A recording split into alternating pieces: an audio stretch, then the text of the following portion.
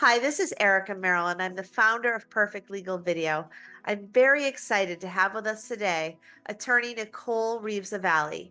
She owns a family and a real estate law firm out in the Worcester area, and she and her team are just fantastic at what they do. We are very fortunate to have her with us every week, talking about topics that help us gain knowledge and save money in the long run. So today we're going to be talking about court procedures. Welcome to the show, Nicole. Thanks for having me. Yeah, so court procedures are, really complicated sometimes for people that aren't in the know, like myself and other people who are not attorneys and haven't had to do a lot of work within the courts. Can you explain to us a little bit about the procedures? And as I understand it, they're different depending on where you are. They're definitely different than depending on where you are. And let me just start with saying that we have a lot of courts. So we have the federal court system, and they have one rule. And then we have the state court systems. And then in the state court itself, we have district court, superior court, probate court, housing court, and then we have the appeals court and the Supreme Court. So we've got a lot of courts, and every single one of them treat things differently in terms of how you can file things, how you communicate with them, how you get orders from the court. So all of those things are very different. And as a pro se litigant, and it certainly can be overwhelming. And even as an attorney, sometime, again, if you're going from one court regularly to another court and you don't know the system, you're begging the court to have mercy on you and go, please tell me what I'm doing wrong, because you really don't have a clue. So that's kind of what we're going to talk about, is all of those procedures, how the courts vary, and what you can kind of expect from each of them. I mean, that's really good to know. And it's a great reason to have someone like you and your team on your side because there are so many rules. And what if you file things in the wrong court? Does that ever happen? That does happen. And a lot of times the good thing with that is they will just play down and reject it. Sometimes they don't even tell you why. It's just, here you go, here's your document back. So again, it really depends on where you're filing it, why it was rejected, who they are, if you're nice. But if you're an attorney, chances are they're not going to necessarily give you that much of a reason unless it's kind of a quirky thing or a new thing, or hey, you didn't give us the right amount of money. They're really entitled to tell you when you screwed up the money, and they go, hey, you owe us another $25. So they're good at that. But short of that, a lot of times they won't give you reasons. So you get a rejection or you get it returned in the mail, and then you go, okay, now what? And all too often, that's the reason why I get hired on some of these cases, because they're like, I just want to get this filed. Nobody's objecting. We're all in agreement, but I just can't get it done. And it's because they don't know these procedures. Yeah, I mean, hey, everything takes a long time within the courts.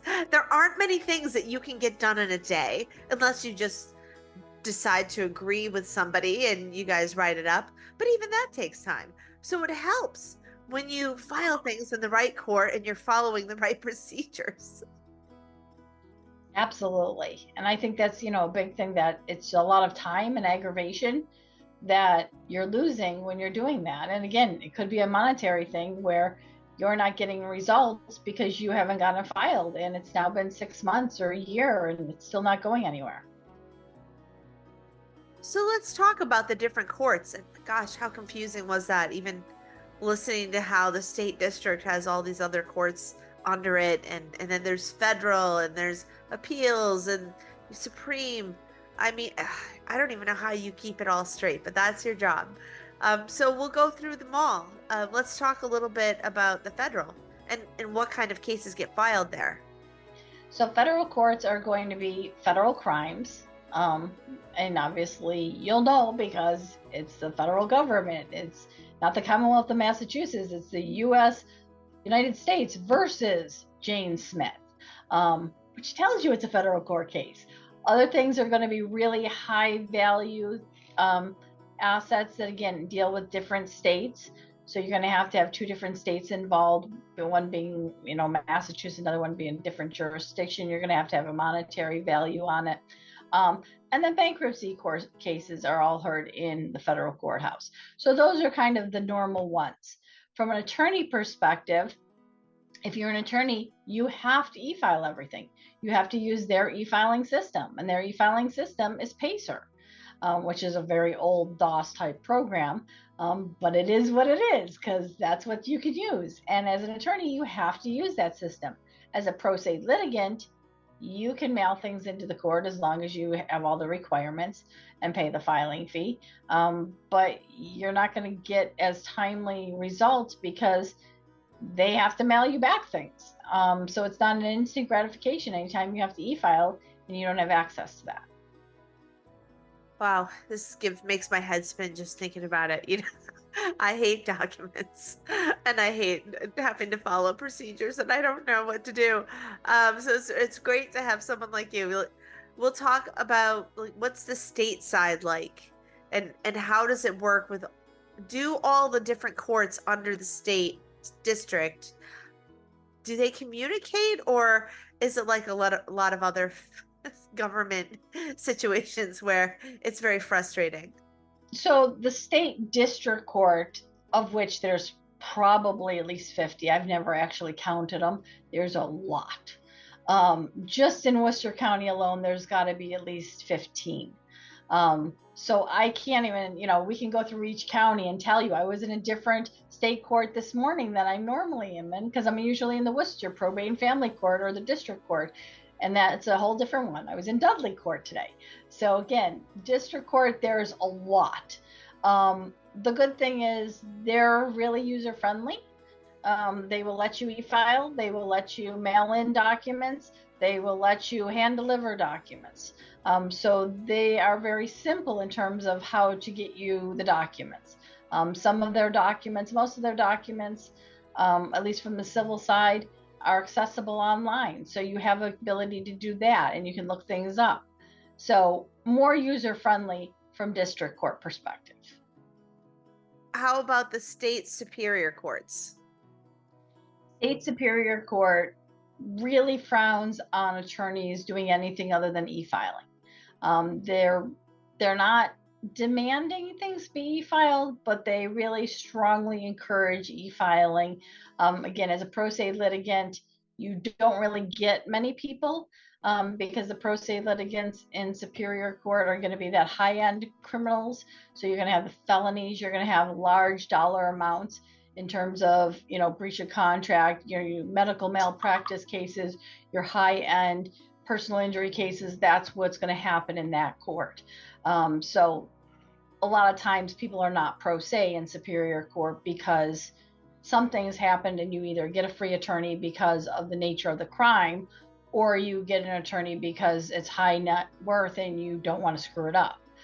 So a lot of times you will see more attorneys in that court than you certainly do in district court. They don't have pretty much any form online, so good luck with that. As a pro se litigant, you're not going to have that luxury. They will accept filings in person and obviously by mail, and they will accept it by e-file, but again, their preference from an attorney perspective is always to e-file. So the next one is housing, and what are we talking about with housing? Because I know that sometimes with real estate, it's about fighting over property and being left properties. So you could be in probate or, there might be family court. I'm not sure. But what does housing have to do? What do they see there? Housing court primarily sees eviction cases. So these are mostly interactions between landlords and tenants.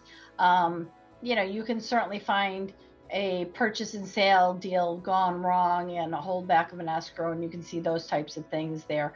But generally 90% of it is landlord tenant cases, or it's the town or city coming after an owner of the property, whether it be they have tenants or not, that are not upkeeping their property. So they're, the roof is caved in and it's a single family house and it's abandoned, or you're not, mowing your lawn and we've sent you citations and you're continuing to ignore us, the city will get involved. So they will come in and ask for injunctive relief. Those are the types of things that you find in housing court. Sounds like a lot of fun. So let's talk about land, and then we'll get into your favorite one. So land court is really usually it's things that are being foreclosed on. So you're talking about foreclosure property, you're talking about land disputes, boundary line issues, you're talking about petitions to partition, you're talking about things of that nature. Generally, that court is more of a dot your I's, cross your T type court. Each of the judges are very specific. The good thing is they'll have a lot of hearings done by Zoom, but you're going to be very specific. You miss a step or it doesn't completely comply, they're not going to say you did it right. So very, very nitpicky court. It is what it is. As an attorneys, again, they want to make sure that you're e-filing whenever possible, but not mandatory. In housing court, all documents by attorneys must be e-filed. Well, that is, you expect nitpicking when you're talking about court. So I get that. You need things to be a certain way, but are they more relaxed in family and probate? In family and probate court, you probably have about a 50-50 in terms of attorneys versus pro se litigants. I think it's more of probably the largest court that has pro se litigants, other than maybe housing court. In that realm, obviously, they do take e-filings. Certainly not mandatory by attorneys, not mandatory by anyone. They encourage everyone. There actually is a counter where the staff is somewhat helpful. They're not allowed to give legal advice, but if you tell them your circumstance, they'll at least hand you the right forms. I'm getting divorced. Okay, well, do you agree on all the issues with your spouse? Yes. Okay, and they'll hand you a 1A package. So they'll at least give you the forms. They won't tell you to fill them out, but here you go. Here's the 20 documents. Go figure it out. So there's kind of that realm that you at least have somebody to guide you a little bit. But then you get a lot of blanks and you're going, well, what's that spot supposed to be? So you do have that, but more interactive, more user-friendly overall. Again, you can mail documents, you can e-file documents, and you can certainly hand deliver them as well. And like one thing to really mention here is that if you do make a mistake, time's not on your side. I mean, you make a mistake, you got to wait, hope somebody tells you made a mistake. Like you said, sometimes they don't even tell you. And then you've got to try to figure out how to fix it.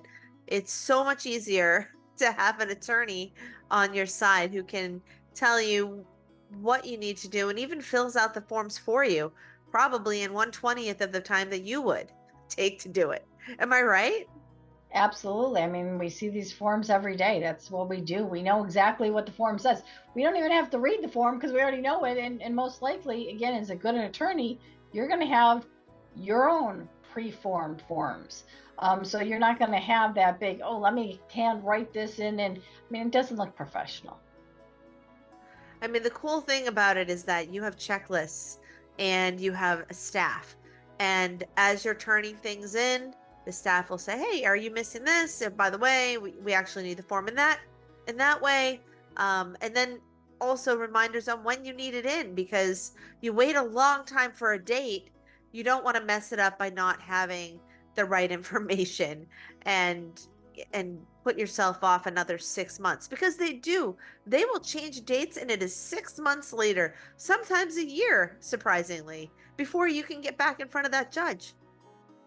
Absolutely.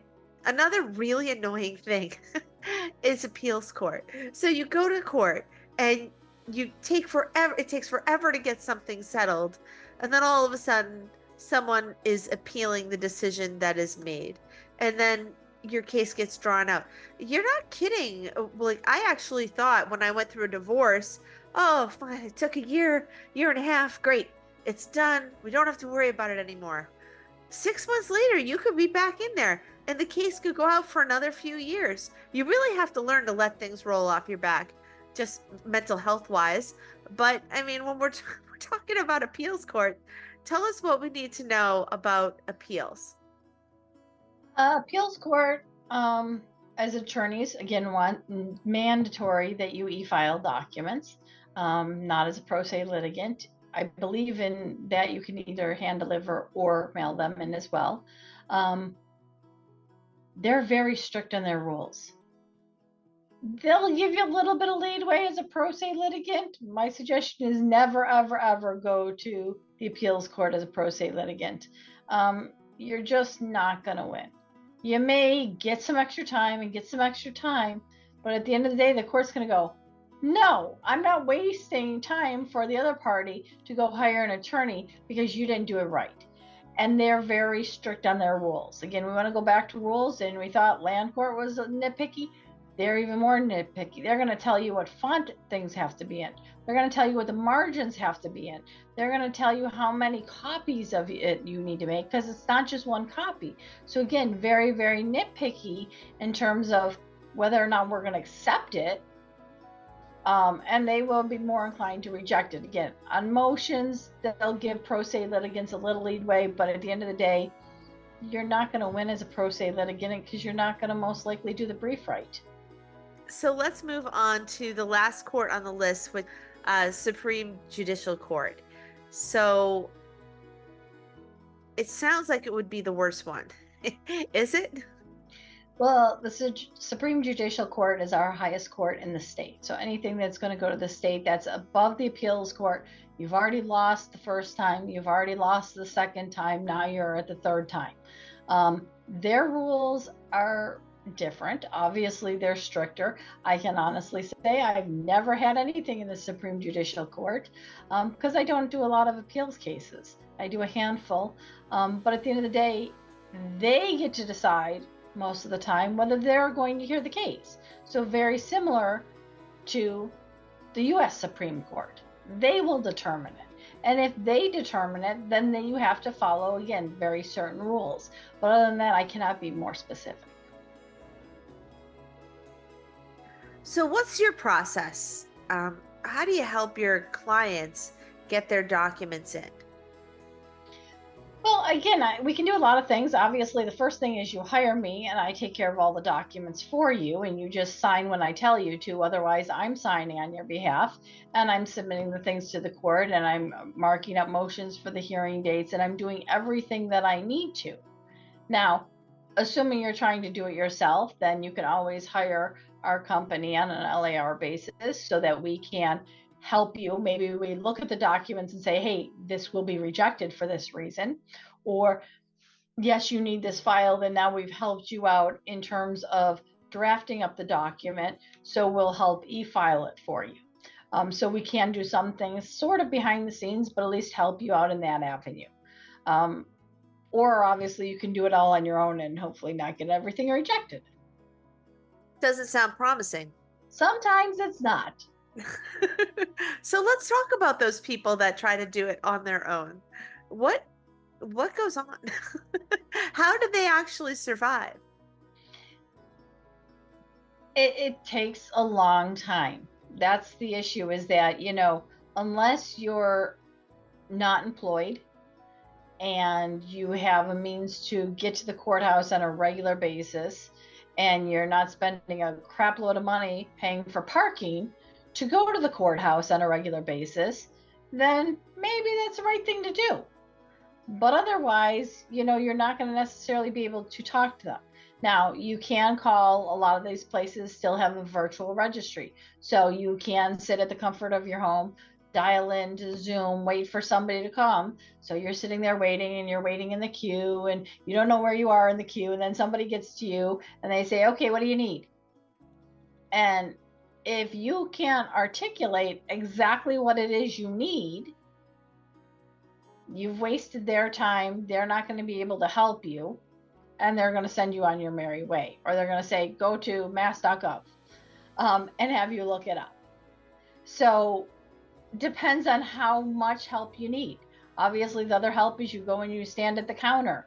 And again, in probate and family court, you're going to probably get the best service. The most helpful people in terms of giving you documents and telling you what you need or looking up something on your file. Other courts, not so much. They'll help you, but they'll do it grumbly and they probably won't give you the right information. But they will help you at every counter to a certain degree again. And at that counter, if you're handing in documents to be filed, they're not going to tell you right then and there if it's approved. They're not going to tell you anything. They're happy to take your documents. They'll give it to the right person. The right person will docket it or look at it to be docketed, and they might reject it. And if they reject it, they're going to mail it back to you. So unless you're sitting there all day and saying, I'm going to sit there and wait to make sure it's approved, chances are you're not going to know. Obviously, if you e-file it, then you will know whether it's rejected or approved. And about 50% of the time on a rejection in e-file, they'll tell you why. Most of the time, it's because you did things out of order. You have to file it in the right order. If you don't file it in the right order, and they don't tell you what the right order is, but if you don't file in the right order, then they're going to reject it. Other times, they won't tell you why they're rejecting it, or they'll just say improper. Great, what's improper? So again, you really have to know what you're doing or you're going to be wasting time. Obviously, again, if you're mailing it in or if you're there in person and you're not waiting, you're going to have the delay of the mail system. So you've wasted a week, right? And then you've got to figure it out, correct it, and then mail it back in. So maybe 10 days, maybe 14 days wasted. And at least on e-filing, you'll get a next day rejection, which makes it a little bit of shorter period of time. And two, when you see these pro se people in court, it's a circus. I mean, a lot of times they don't know the rules and they're emotional and unprofessional. A lot of times. I mean, it's not everybody, but for the most part, if this isn't your line of work, it takes a lot to become a lawyer, and there's a reason for that. And so, I mean, I know that we've been shocked when we're sitting together in court by what's going on and even what they wear and what they say and how they talk. It's unbelievable. It's just like basic etiquette. They don't even get, never mind all of these intricate details of how to file in what order and wait for it to come back in the mail and nobody even tells you. You need to have someone holding your hand in court. Bottom line. I agree. So what happens when something's rejected? They don't always tell you. And is there a time limit to how long you have to get it back in?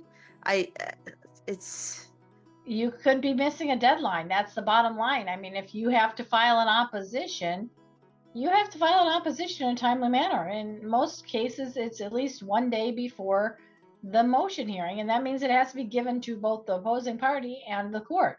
If it's an appeal, you have a deadline. You miss that deadline, they don't care.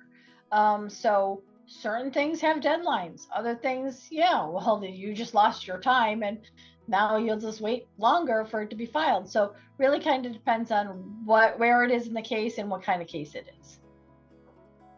But, you got a bankruptcy and your house is being foreclosed on and you file the bankruptcy to stop the auction and it gets rejected because you're trying to do it yourself, they're going to auction your house off and you lost that house.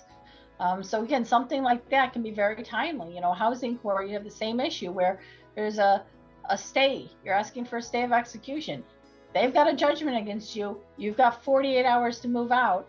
You've run into court. You've now got 3 hours. And if you don't get there in time, guess what? You've moved out. They forcibly removed you. So certain things absolutely have things that you cannot miss deadlines on. I mean, that makes sense. And some of it can really mess you up as well in that, well, you didn't get it in, so we're just going to decide for the other side they won. And It's just like if you don't show up for court, right? If you don't have the right stuff in, you may just not get heard. Correct. Well, that's not good. That's why you need someone on your side. Let's say that you magically did everything correct. And you got through court and you were heard, you had everything filed. I'm assuming this is taking a long time and a lot of stupid tax was paid, and you get there and now you're waiting for your decision. They don't tell you right there in the court what they decided. How do you usually find out? 99% of the time, you will not know in court. You'll walk out with, I'll take it under advisement. And you go, well, what does that mean?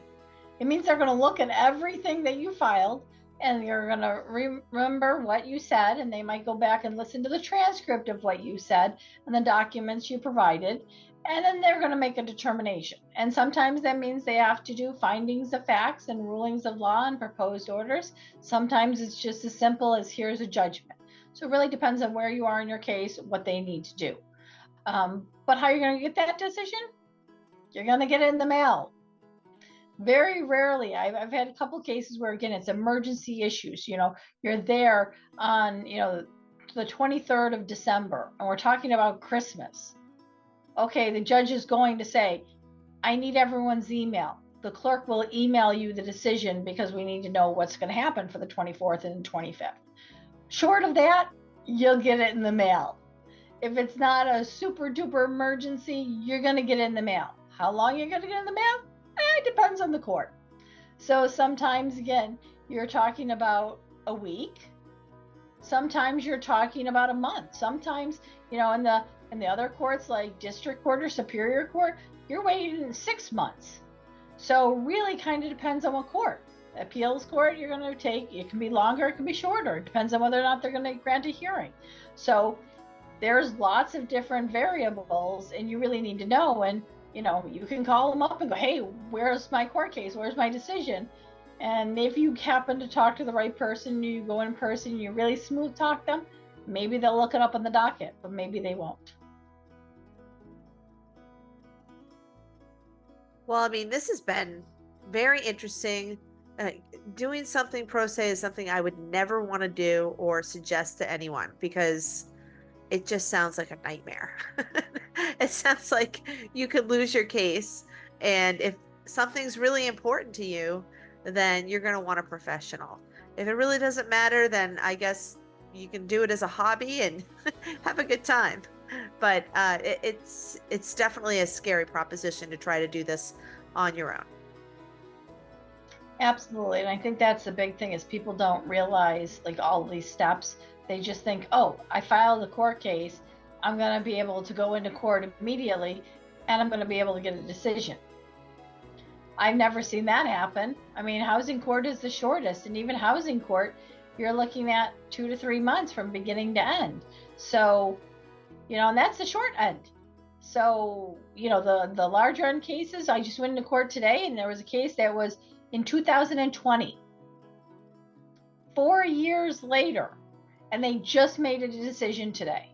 So, you could be going through all of these things for 4 years, but it's a long, tedious process, and especially a long, tedious process to do it yourself. Well, I got to say, I mean, the amount of stress that you're under for the amount of years you might be in court while you have an attorney is high, depending on the stakes and what you're dealing with. I cannot imagine how exponentially worse it is if you're trying to do it on your own. It really is. I mean, sometimes the court does push them along because they want those to settle. If there's 2 pro se litigants, they're like, oh my God, make it stop. Because it's just as painful for the court. It's as painful for the judges when nobody's following the rules and they're just kind of thinking it's a wild, wild west. It makes the judges crazy, makes the judges get pissed off at you.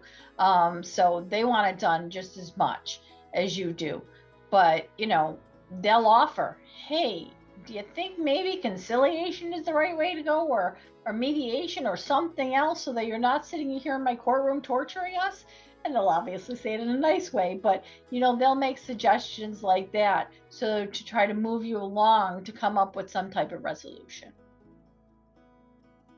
I mean, and that's helpful. I mean, if that's the only way you can do it, because hiring an attorney is expensive, but it is worth it for sure.